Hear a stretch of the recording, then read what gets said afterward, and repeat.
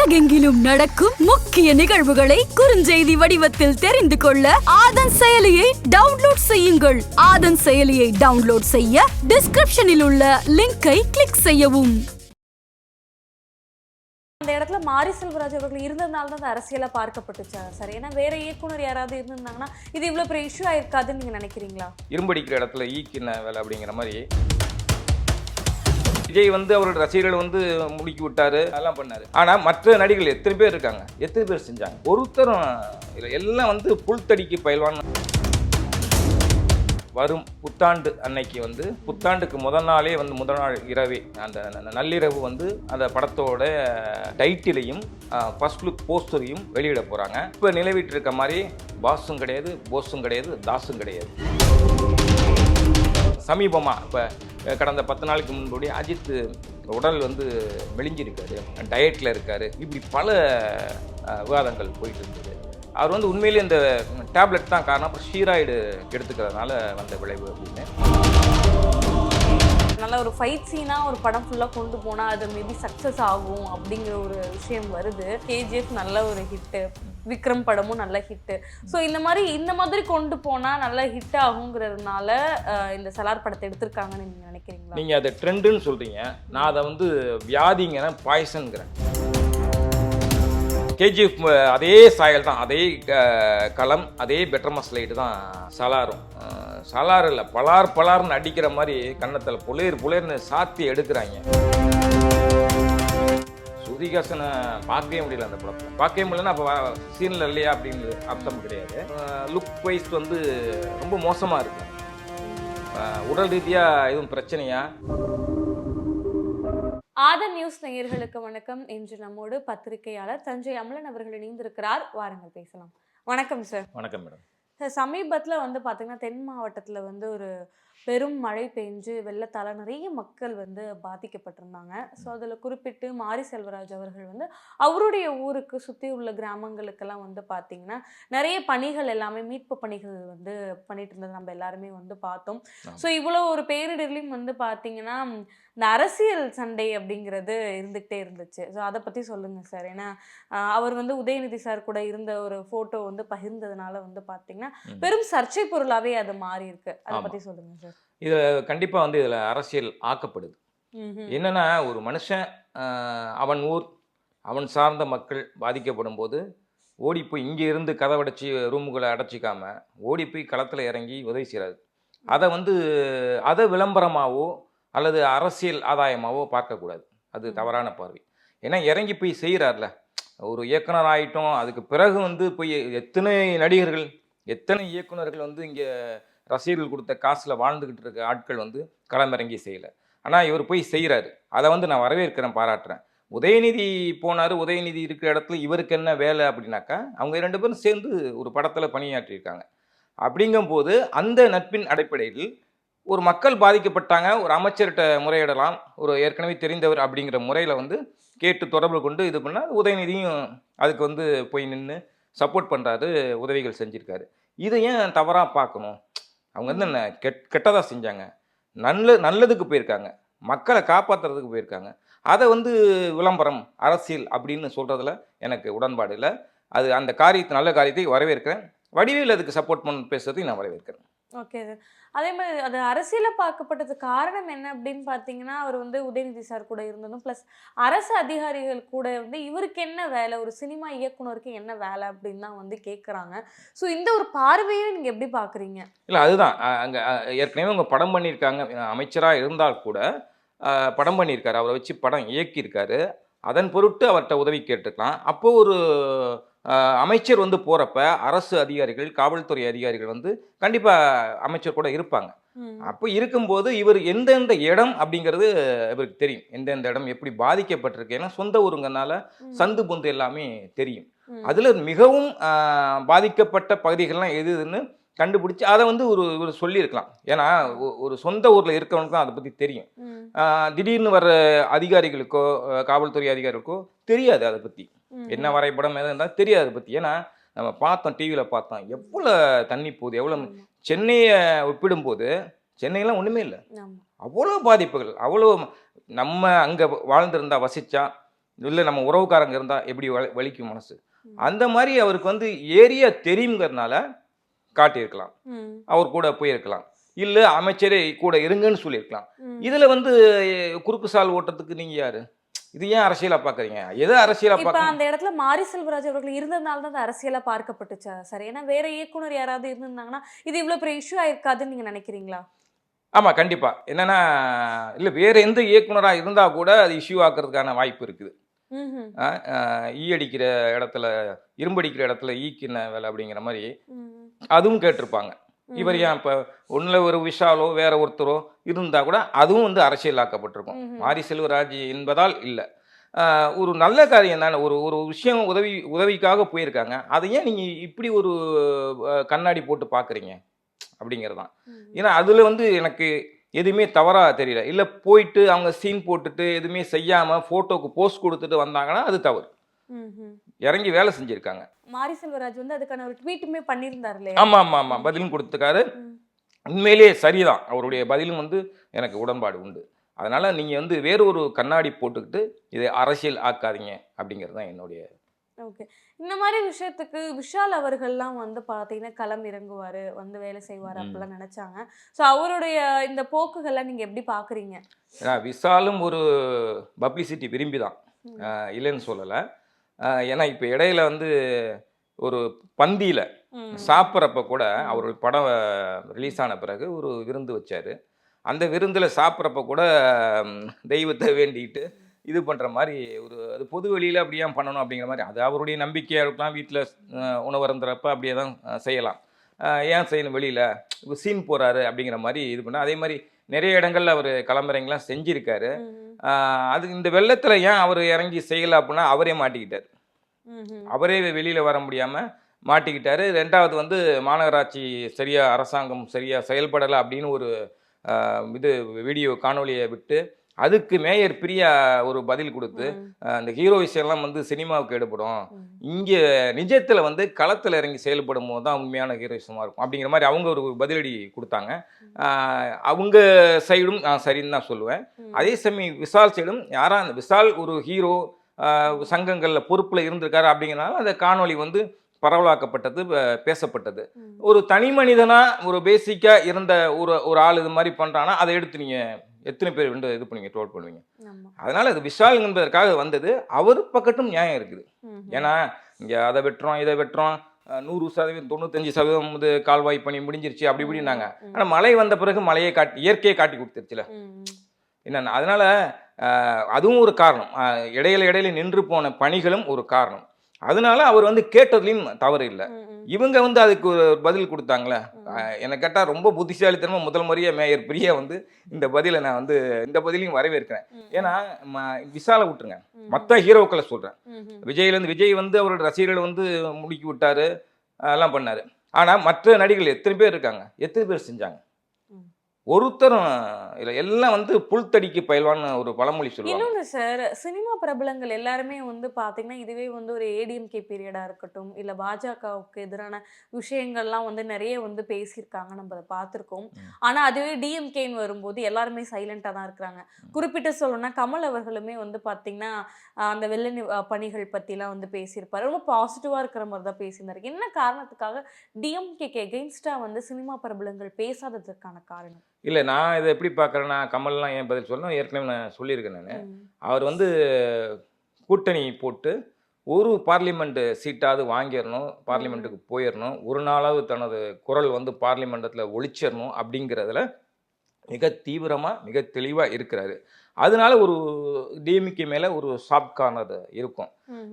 ரெண்டாவது இப்போ இந்த காலங்களில் வந்து அரசியல் பற்றி, அது எந்த கட்சியாக இருந்தாலும் சரி, அரசியல் பற்றி எதிரான குரலை வந்து அந்த குரல் வலையை நெரிக்கிற மாதிரியான வேலைகளை அரசியல் அமைப்புகளும் அரசியல்வாதிகளும் செய்ய ஆரம்பிச்சிட்டாங்க. ஒரு பின்புலம் பெருசாக இருந்தால் பிரச்சனை இல்லை. ஆனால் ஒரு தனி மனிதனாக ஒரு கருத்து கூறும்போதோ, அல்லது ஒரு சிறு கட்சியை சேர்ந்தவர்கள் கருத்து கூறும்போதோ, அல்லது ஒரு சிறு நடிகன் இது பண்ணும்போதோ அதை வந்து வேறு விதமான பின் விளைவுக்கு ஆளாக்குறாங்க அரசியல்.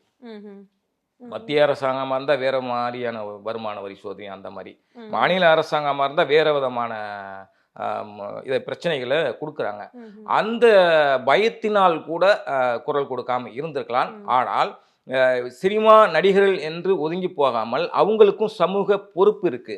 ஏன்னா அந்த சமூகத்துல கலையும் பொழுதுபோக்கும் ஒரு அம்சம். அப்படி இருக்கும்போது அந்த அந்த பொறுப்பற்ற தனமா நம்ம சம்பாரிச்சா போதும் அப்படின்னு மட்டும் இல்லாம கொஞ்சமாவது வெளியில வந்து இறங்கி வேலை செய்யுங்க, கொஞ்சமாவது குரல் கொடுங்க, கொஞ்சமாவது தட்டி கேளுங்கயா, அரசாங்கத்தை உட்பட சொல்றேன். அதை செய்யாம வந்து வாய் மூடி மௌனியா இருக்கிறது ஒரு வெட்கக்கேடானது. Okay sir. அடுத்து நம்ம வந்து தளபதியுடைய அடுத்த படத்துக்கு போயிடலாம். வெங்கட் பிரபு அவர்களுடையதாக சேர்ந்து பணியாற்ற போறாரு. சமீபத்தில் ஒரு செய்தி வந்துச்சு, அவர் அந்த டைட்டில் பேர் வந்து பாஸ் அப்படிங்கிற மாதிரி. ஸோ உண்மையா சார்? ஏற்கனவே வெங்கட் பிரபு சூர்யா வச்சு மாஸ் அப்படிங்கிற ஒரு படத்தை வந்து இயக்கியிருந்தாரு. பட் அந்த படம் வந்து ஃப்ளாப் தான் ஆயிருக்கு. ஸோ இந்த பாஸுங்கிறது டைட்டில் பற்றி நீங்கள் என்ன நினைக்கிறீங்க? அந்த டைட்டில் தானா சார் உண்மையாலுமே? இல்லை, கண்டிப்பாக அந்த டைட்டில் இல்லை. ஏன்னா அர்ச்சனா கல்பாத்தி அவங்களே வந்து ஒரு ட்வீட் போட்டிருந்தாங்க, ஒரு சின்ன அறிக்கை மாதிரி வெளியிட்டிருந்தாங்க. அதாவது இந்த மாதிரி தலைப்பு, அது மட்டும் இல்லை, பஷ்ஷன்னு சொல்லிட்டு ஒரு தலைப்பு, பாஸ்ங்கிற தலைப்பு, இந்த 2 தலைப்புமே இல்லை. நாங்கள் கூடிய விரைவில் அனௌன்ஸ் பண்ணுவோம் அப்படின்னு சொல்லியிருக்காங்க. இப்போ வரும் புத்தாண்டு அன்னைக்கு வந்து புத்தாண்டுக்கு முதல் நாளே வந்து முதல் நாள் இரவே அந்த நள்ளிரவு வந்து அந்த படத்தோட டைட்டிலையும் ஃபர்ஸ்ட் லுக் போஸ்டரையும் வெளியிட போகிறாங்க. இப்போ நிலவிட்டு இருக்க மாதிரி பாஸும் கிடையாது, போஸும் கிடையாது, தாஸும் கிடையாது. ஓஹோ. அடுத்து அவரோட அந்த படம் வந்து என்ன மாதிரியான கதைக்களம் அமைஞ்சிருக்கும் சார்? ஒரு நல்ல மாசான ஒரு படமா இருக்குமா, இல்லை அரசியல் ரீதியா வந்து ஏதாவது அந்த மாதிரியான ஒரு படமா இருக்குமா சார்? இல்லை, விஜய் அரசியலுக்கு வர போறார் அப்படிங்கறதுனால இந்த கேள்வி வருது. ஆனால் அரசியலும் அதில் இருக்கும், அரசியலும் பேசப்படும். ஆனால் முழுக்க முழுக்க அரசியல் படங்களா அரசியல் படமா இருக்காது. இது எப்படின்னா ஒரு மாநாடு மாதிரியான ஒரு படமா இருக்குமானாக்கா கண்டிப்பா ஒரு பெரிய மாஸ் படமா இருக்கும், பெரிய சக்சஸ் படமா ஆகும். ஏன்னா டுயல் ரோல் பண்றாரு. அதுலேயே ஒரு விஜய் வந்து இளமை தோட்டத்தில், அதாவது ஒரு 25 ஆண்டுகளுக்கு முன்பு விஜய் பார்த்தா எப்படி இருக்கும் அந்த மாதிரி தோட்டத்தில் டெக்னிக்கலாக அவரை மாற்றி அந்த போர்ஷன்லாம் பண்ண போகிறாங்க. அதனால சாதாரணமாகவே 50 வயசு விஜய் வந்து கொண்டாடுற இளைஞர்கள் இருக்கும்போது ஒரு 25 ஆண்டுக்கு முந்தைய விஜய் தோற்றத்தை எப்படி ரசிப்பாங்க? இன்னும் சொல்ல போனா அந்த 25 இயர்ஸ்க்கு முன்னாடி விஜய்க்கு, அந்த விஜய்க்கு ஒரு பெரிய ஒரு ஃபேன்ஸ் இருக்காங்கல்ல சார். ஆமா, அவரை பார்க்கறதுக்கு அப்போவே. ஆமா. ஸோ அதான் இளமை தோற்றத்தில், அது ரஜினியா இருந்தாலும் சரி, கமலா இருந்தாலும் சரி, இளமை தோற்றத்தில் பண்ணும்போது அதை இன்னும் கூடுதலாக ரசிப்பாங்க, கூடுதல் ரசிகர்கள் வருவாங்க. ஒரு மெகா மாஸ் படமாக தான் இருக்கும், பிஸ்னஸ் ரீதியாகவும் பெரிய லெவலில் போகும் அப்படிங்கிறது என்னுடைய கருத்து. அடுத்து அஜித் பத்தி அவர்கள் சொல்லணும்னா, அவருக்கு ஏதோ உடல்நிலை சரியில்லை, ஹாஸ்பிட்டல்ல இருக்கிறாரு அப்படிங்கிற மாதிரி ஒரு விஷயம்லாம் வந்துச்சு. ஸோ உண்மையா சார் அது? இல்லை, ஹாஸ்பிட்டலில் இருக்காரா இல்லையாங்கிறது தெரியல, ரூமராக கூட இருக்கலாம். அப்படி ஹாஸ்பிட்டல் போயிருந்தானா வழக்கமான ஒரு உடல் ரீதியான ஒரு பரிசோதனைக்காக போயிருக்கலாம். ஏன்னா நீண்ட நாட்களாகவே, பல வருடங்களாகவே அவருக்கு வந்து அந்த பிரச்சனை இருக்குது, உடல் ரீதியான பிரச்சனை இருக்குது. என்னன்னா ஆரம்பத்தில் ரேசராக இருந்தப்ப அடிபட்டது, பல முறை அடிபட்டது, உடம்புல அவருக்கு பல முறை முதுகலை வந்து ஆப்ரேஷன் பண்ணியிருக்கு. ஏறத்தாழ 32 முறை என்னமோ அறுவை சிகிச்சை பண்ணியிருக்காங்க. எனக்கு வந்து ஒரு இயக்குனர் சொன்னார், ராஜகுமாரன் ஒரு இயக்குனர் முன்னாடி சொன்னார். அப்போ அவர் படத்துக்கு நீ வருவாயன்னு நினைக்கிறேன், அந்த படத்துக்கு அட்வான்ஸ் சௌத்ரியும் சௌத்ரி தான் தயாரிச்சது, சூப்பர் குட் ஃபிலிம்ஸ் சௌத்ரி, ஜீவாவுடைய தந்தை. இப்போ அட்வான்ஸ்லாம் கொடுத்துட்டாங்க. பட் இவர் ஹாஸ்பிட்டலில் படுத்திருக்காரு. நடிப்பாரா இல்லையா அப்படின்னு ஒரு டவுட்டு. அப்போ வந்து இவங்க போய் பார்க்குறாங்க, ஹாஸ்பிட்டலில் போய் பார்க்குறாங்க. அப்போ பார்க்குறப்ப அஜித் வாங்க அப்படின்னு சொல்லிட்டு அவங்க போகிறப்ப அஜித் ஒரு இடத்தையே பார்த்துட்டு இருந்திருக்காரு. என்னன்னாக்கா ஒரு குடுவையில் அவருடைய பேக் போன், அது ஒரு சின்ன ஒரு எலும்பு மாதிரியான ஒரு துண்டை வந்து போட்டு அதையே பார்த்துட்டு இருந்திருக்காரு. என்னன்னா அவர் சொல்லியிருக்காரு இந்த மாதிரி பாருங்க அப்படின்னு சொல்லிட்டு, இதுதான் எடுத்தது அப்படின்னு சொல்லிட்டு.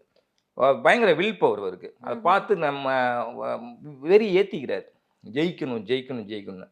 இல்லை இப்படி ஒரு சூழ்நிலை இப்படி நடிக்க முடியுமா கேட்குறப்ப கண்டிப்பாக நான் வர்றேன் அப்படி. அதே மாதிரி பல முறை வந்து நடந்திருக்கு அவருக்கு. இந்த மாதிரி நடிப்பாரா மாட்டாரா, அடிபட்டிருக்கு, ட்ரீட்மெண்ட் இருக்காரு அப்படின்னா மீண்டும் மீண்டும் பீனிக்ஸ் பறவை மாதிரி எழுந்து வந்தார், எழுந்து வருவார். அந்த மாதிரி ஒரு வல்லமை உள்ள ஆள் தான் அஜித். அஜித் வந்து இடையில வந்து விமர்சனத்துக்கு உள்ளானார்.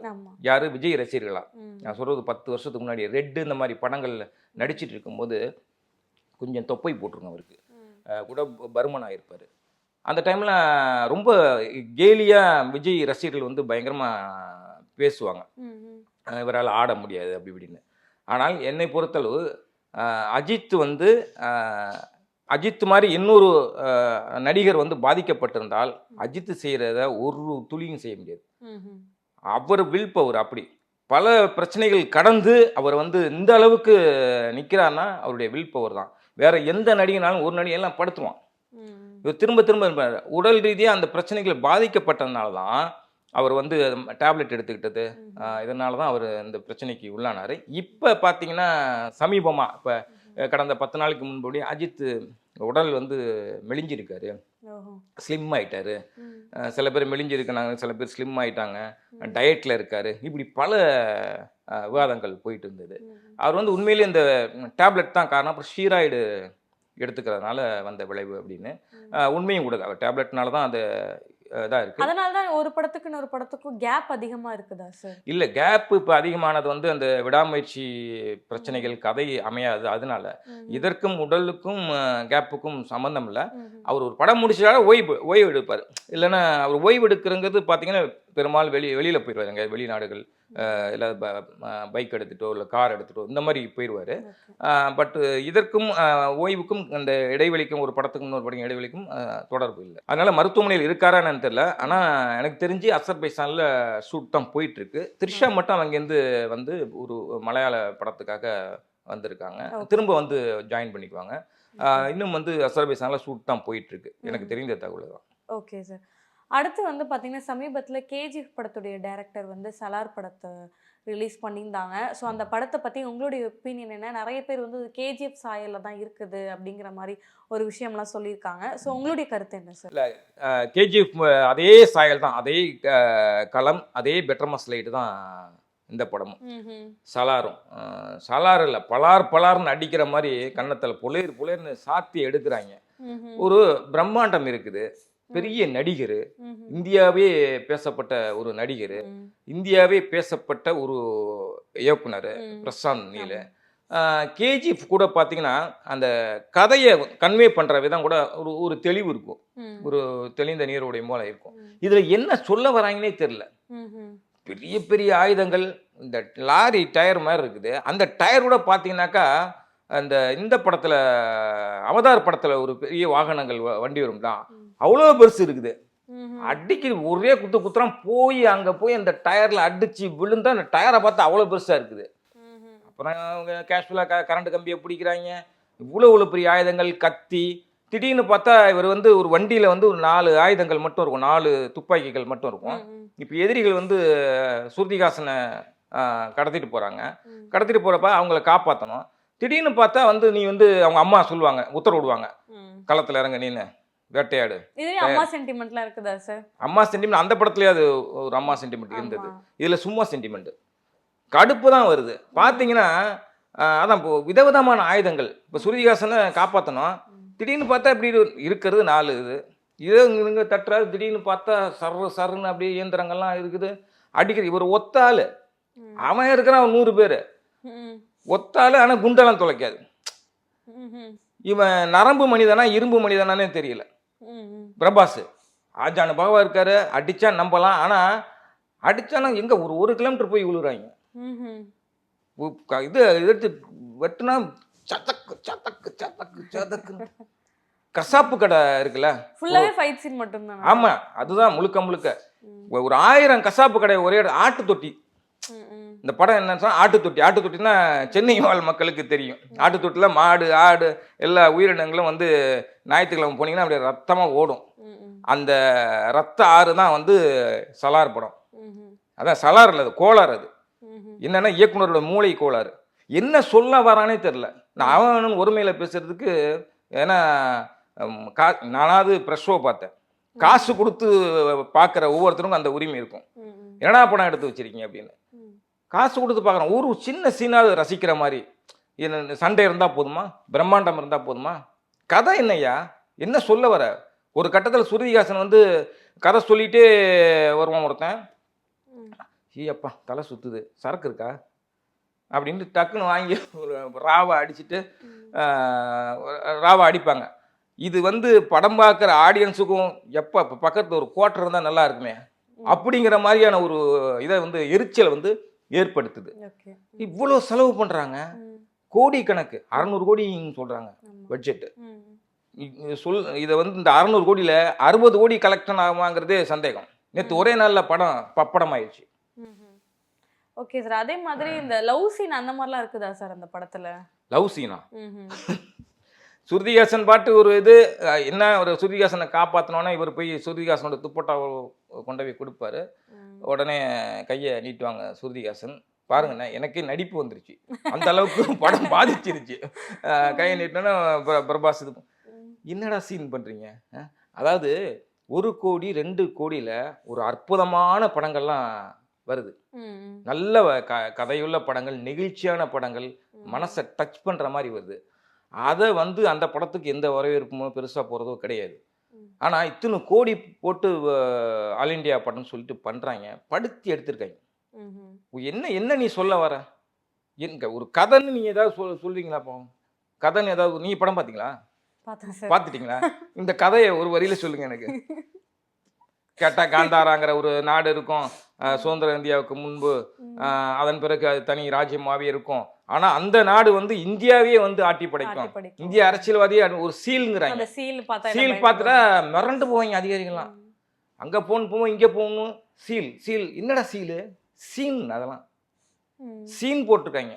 ஒரு காட்சியை உருப்படியாக கோர்த்து படம் பண்ண தெரில. வைத்தறிச்சது என்னன்னா, 150 ரூபா 200 ரூபா டிக்கெட்டு கொடுத்து போகிறவன் உள்ளே போனால் பாப்கார்ன் காசு ராதாரவி அடிக்கடி மேடையில் பேசுறது தான். பாப்கார்னுக்கு அதுவும் ஒரு குடும்பம் போனால் 2000 ரூபா காலி. எப்போ விட்டுறாங்க? பார்ட் 2 வேற வரும்னு சொல்லி மீதி கதை. அதுதான் பயமா இருக்கு. பார்ட் 1 இது இருக்கு, பயமுறுத்துது. பார்ட் 2 ஒரு பயிலும் போக மாட்டான். கேஜிஎஃப்க்கு ஒரு ஒரு ஒரு ஸ்டோரி நேரேஷன் இருந்தது. இதில் என்ன சொல்ல, அங்கே ஒன்று நடக்குது, இங்கே ஒன்று நடக்குது.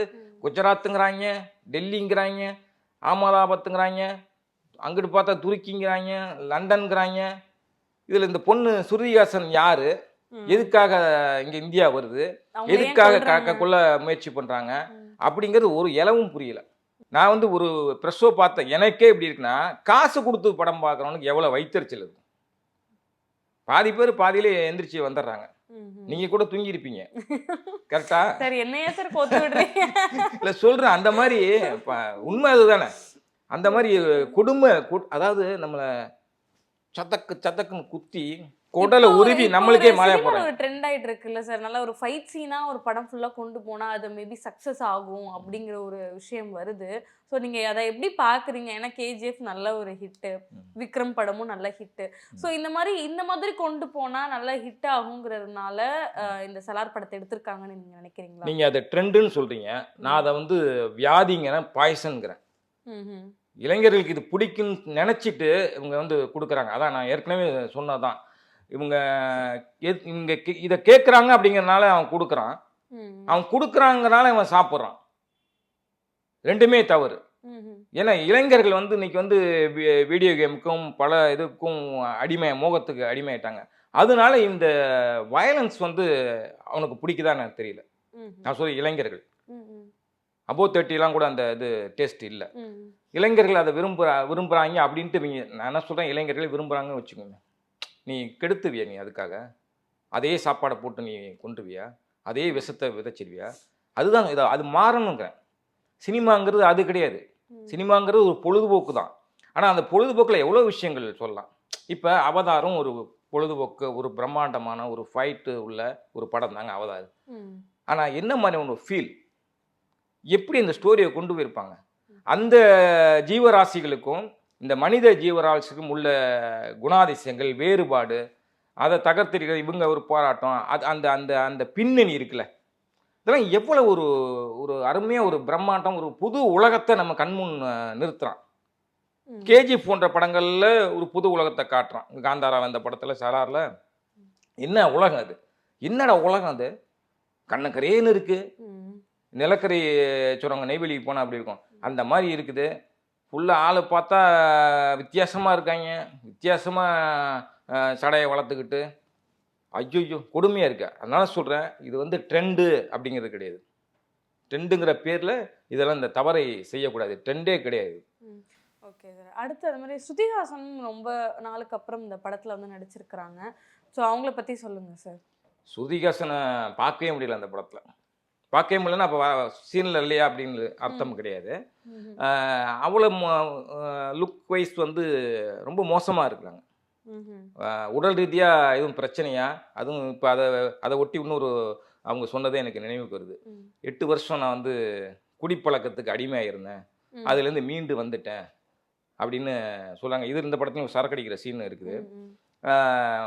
ஒருவேளை அவங்க வந்து இப்போ ஃபாரினில் கொஞ்ச நாள் இருந்தாங்க, ம். ஒருத்தரோட தொடர்பில் இருந்தாங்க. அந்த அப்போ எதுவும் பிரச்சனைகள் நடந்ததா என்னன்னு தெரியல. வேறு எதுவும் பழக்கத்துக்கு இது லிக்கர் மட்டும் இல்லாமல் வேறு எதுவும் போதைப் பொருளுக்கு ஆளாகிட்டாங்களான்னு தெரியல. பார்க்கவே முடியல. ம். ஆள் ரொம்ப ஒரு மாதிரி உடலில் மெலிஞ்சு போன மாதிரி, கண்ணமெல்லாம் ஒட்டி போன மாதிரி, ஒரு ஹீரோயினுக்கான அம்சமே இல்லை. ம்ஹும். இப்போ நயன்தாராவுக்கு வயசாயிட்டாலும், ம். த்ரிஷாவுக்கு வயசாயிட்டாலும் பார்க்குறப்ப ஆஹா ஒரு தேவதை அப்படிங்கிற மாதிரி இருக்கும்ல. ஸ்ருதிஹாசனை பார்க்க முடியல, ம்ஹும். நல்லாவே இல்லை. ஒருவேளை கேமராமேன் செஞ்ச கோளாறுன்னு நினைக்கிறேன். ஏன்னா அவங்க முதல் படத்துக்கும் இப்போ இருக்கிற படங்களோட டிஃப்ரென்ஸை நீங்க எப்படி பாக்குறீங்க சார்?